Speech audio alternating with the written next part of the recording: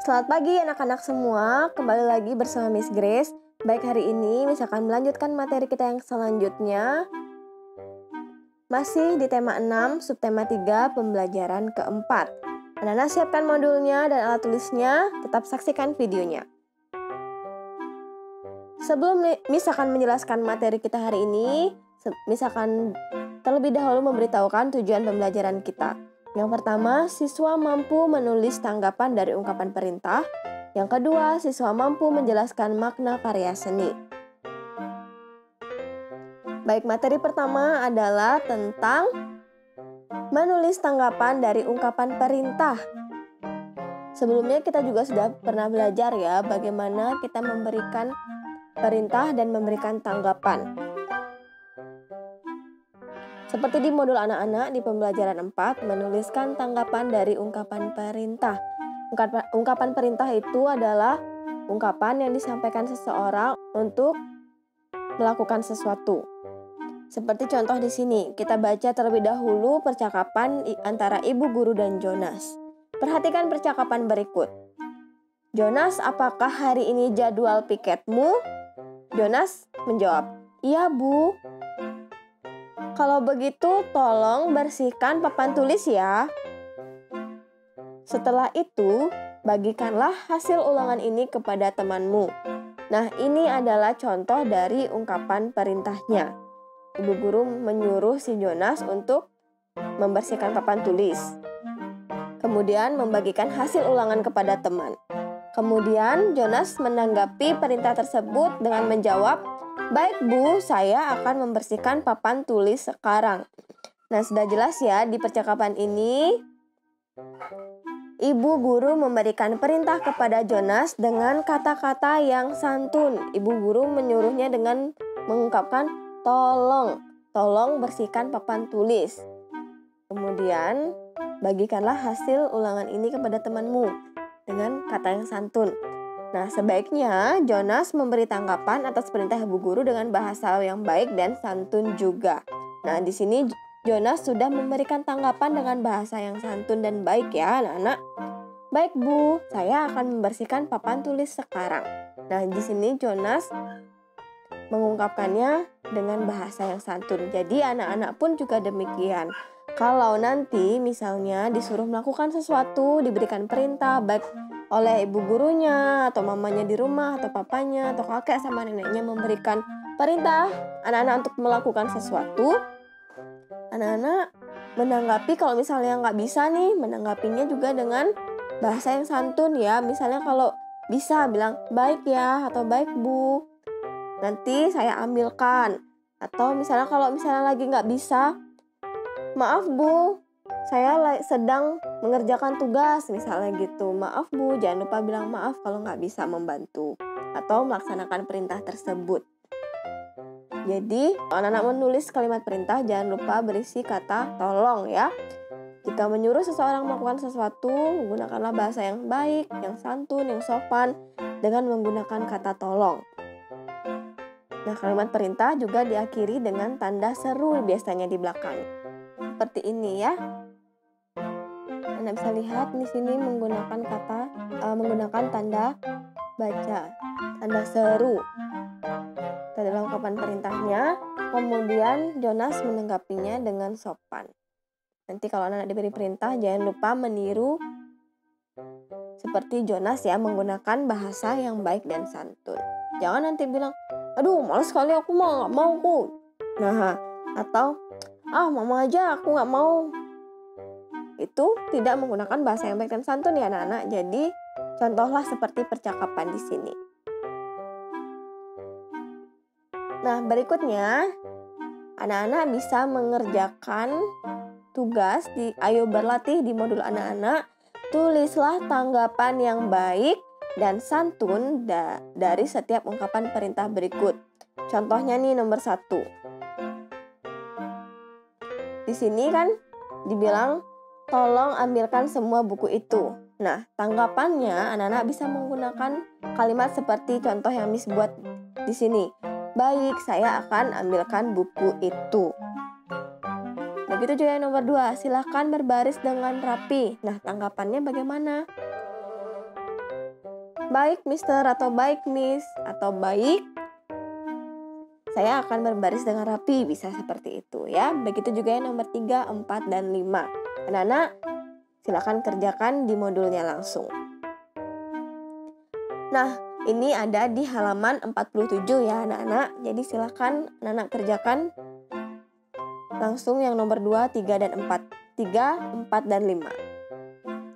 Nah, materi kita yang selanjutnya adalah menjelaskan makna karya seni.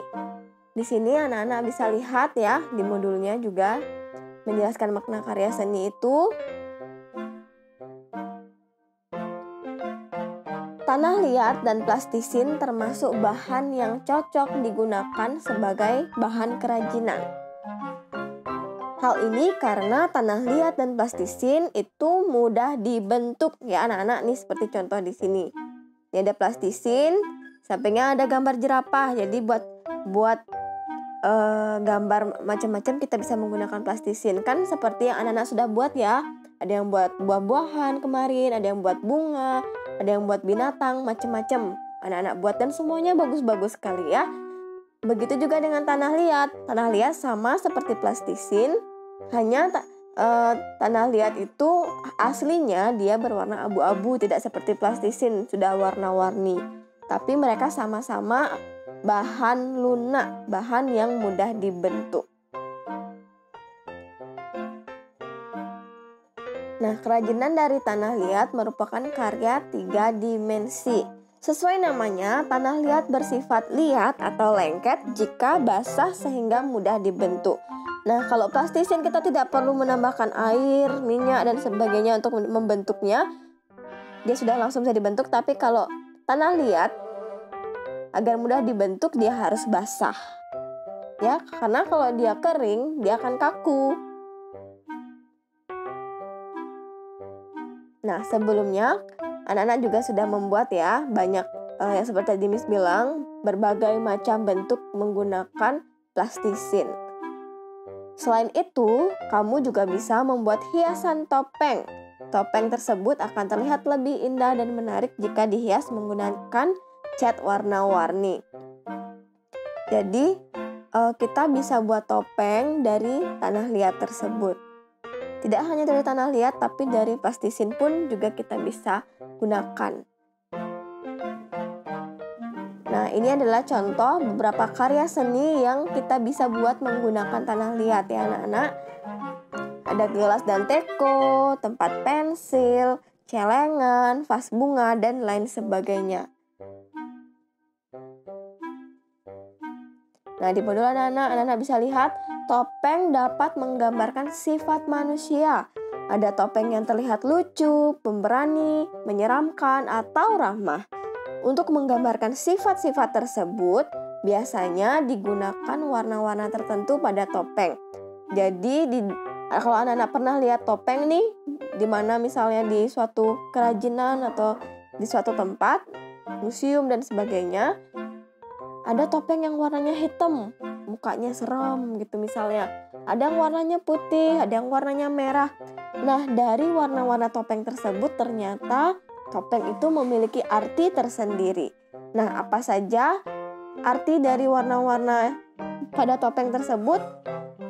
Pertama, kalau topeng berwarna merah itu menggambarkan sifat berani ya anak-anak. Jadi kalau anak-anak lihat dimanapun misalnya ada topeng nih warnanya merah, oh arti topengnya itu pasti menunjukkan sifat berani. Kan tadi dibilang ya kalau topeng dapat menggambarkan sifat manusia. Jadi kalau orang ada yang buat topeng warnanya merah berarti itu menggambarkan sifat yang berani. Kemudian yang kedua, topeng berwarna putih. Kalau dia berwarna putih berarti menggambarkan tokoh kesatria yang suci. Yang terakhir, kalau topengnya berwarna hitam, menggambarkan tokoh yang bijaksana. Jadi di masing-masing topeng itu mempunyai arti tersendiri. Nah, itulah namanya karya seni ya anak-anak. Kalau warna merah sifatnya berani, kalau warna putih itu artinya kesatria yang suci. Dan yang warna hitam itu menggambarkan tokoh yang bijaksana.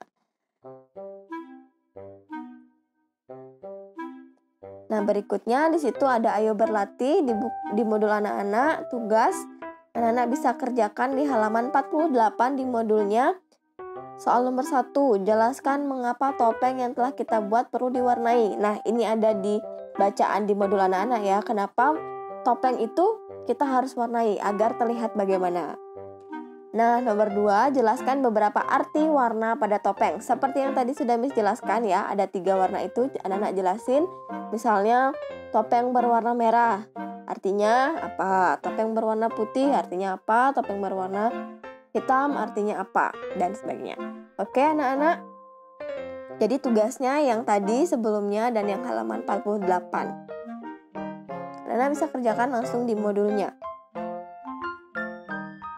Baik anak-anak, Miss rasa sekian untuk pembelajaran kita hari ini.